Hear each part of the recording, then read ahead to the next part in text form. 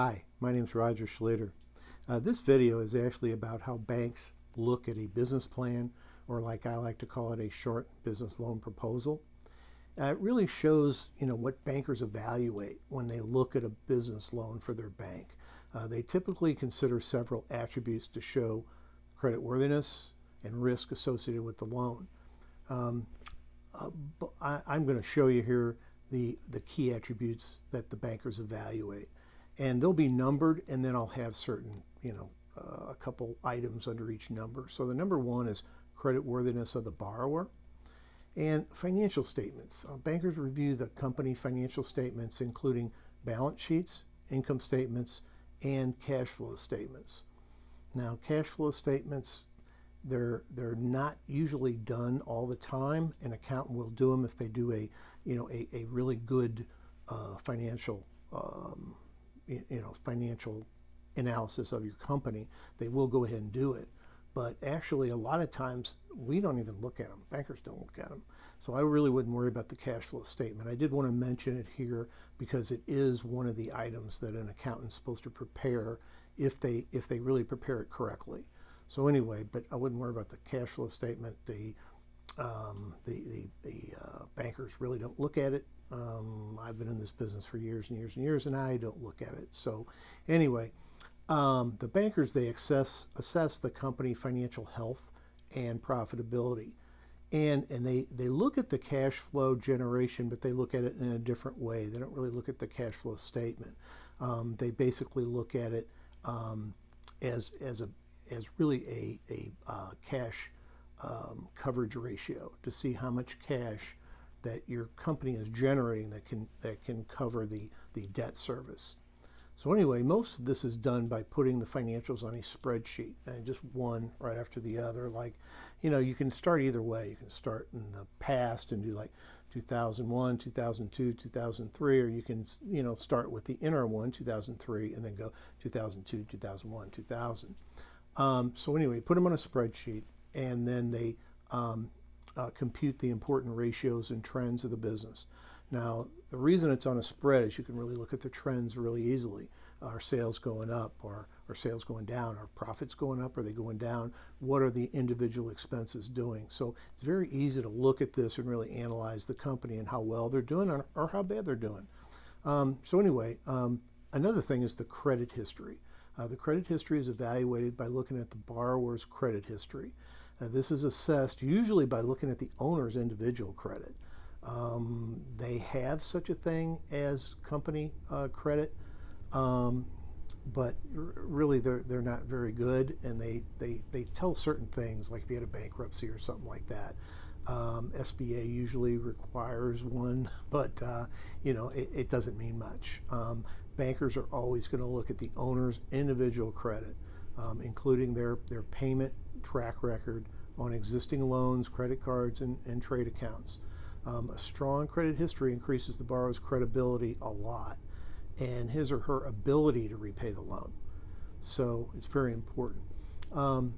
Industry and business analysis. The banker will analyze the industry in which the business operates and look at the company's competitive position, market trends, growth potential, all these things in this industry. This evaluation is one way to determine the borrower's ability to generate sufficient cash flows for loan repayment, and of course, looking at the trends of the business, of the industry, whether it's up or down, or what the industry is doing, really. Number two would be collateral and loan security. Collateral evaluation.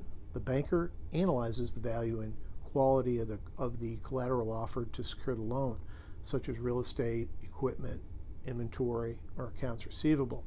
The banker looks specifically at the liquidity and marketability of the collateral. Can the bank sell this collateral and use the proceeds to pay off the loan? That's the big question.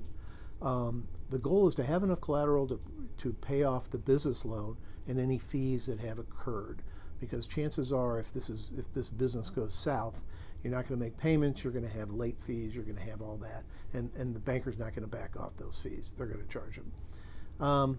The next one would be loan-to-value ratio. Most banks will calculate the loan-to-value ratio of the company. This is obtained by dividing the loan amount by the appraised value of the collateral. The lower the ratio indicates the lower risk for the bank. Let's say that the loan is $100,000 and the appraised value of the collateral is $200,000. Well, if you remember how we get that, we take the loan value, the $100,000 divided by the $200,000, and we get a ratio of 0.50 or 50%. So the bank has twice as much collateral as the value of the loan, which is really good. The lower the ratio, the better for the bank, because that means they have more collateral to repay that loan. Cash flow analysis. The bank's most important ratio in determining whether to make the loan or not is the debt service coverage ratio. The bank uses this ratio to evaluate borrower's ability to generate sufficient cash flow to cover the loan payment. Debt service coverage ratio compares the company's operating cash flow to the debt service obligations. And what they really do is look at all cash flow. They usually subtract or add back in depreciation and any non-cash charges, and then they will go ahead and add back in the interest, and then they will go ahead and look at all debt when they look at the debt. The resulting number tells the banker how many times the cash flow will cover the loan. Hopefully it's one, because you at least need one to cover the loan payments. But and this can be put either per month or per year. Usually it's done on a yearly basis, but it can be done on a monthly basis too, or quarterly basis. The ratio is typically expressed as a ratio. So usually, the debt service coverage ratio, you want it to be greater than 1. Most banks and even SBA, if it's 1, just barely covers it, they're going to think that that's not sufficient. So even SBA, I think, has a minimum ratio of 1.1, and most banks have a minimum ratio of anywhere from 1.2 to 1.3. And the higher the better. I mean, I've seen companies that have like a coverage ratio of like 2 or 3 or 4, which is really good, because they have 4 times, if they're a 3 to 1, it means they got 3 times the cash to cover those loans, which is really, the bank thinks that is great. Projections and business plan. They want to review the borrower's financial projections and business plan, or like I like to say, the short business loan proposal, to assess the company's growth prospects, revenue generation, and ability to repay the loan. These projections really need to show assumptions that the borrower will use to create these numbers. The more detailed, the better. And you have to remember, you can do the projections, but you got to show the banker where you're coming up with the numbers, where you're coming up with the sales, where you're coming up with the expenses, how you're coming out with this. And really, this isn't a balance sheet issue. This is a P&L issue. This is a sales minus expenses, equals net profit issue. So anyway, you really want to look at that very closely and very detailed. And you want the banker to look at that and really understand how you came up with those numbers. Number 4 is management and industry experience. Management evaluation, they want to assess the experience, expertise, and track record of the company's management team. It sounds like you got a whole team, you maybe just one guy, But anyway, a startup company would base the management on either educational or actual experience. A lot of people that start a business, have been working in the industry for a long time. Strong management is considered a very positive factor in loan evaluation. The industry expertise, evaluate the borrower's understanding of the industry, its dynamics, and any specific challenges or opportunities. Relevant industry expertise enhances the borrower's credibility. The banker sometimes needs to do research on his own so he knows what the ins and outs are for that particular industry. Number 5 would be risk assessment. This is something that borrowers never think about, the risk in anything, but banks really look at risk mitigation, meaning they want to minimize the risk. Evaluate the borrower's risk management practices, including one risk management thing would be insurance coverage. They want to look to see if you have any contingency plans for if things go awry, things don't go well. And risk diversification strategies. Sometimes companies will come up with different strategies for if their sales go down or if their expenses go up, or if the cost of gas goes way up and they use a lot of gas in their industry. It really depends. So a lot of times looking at some of those, what you can do to mitigate that or to kind of erase that really helps quite a bit. Regulatory and legal compliance.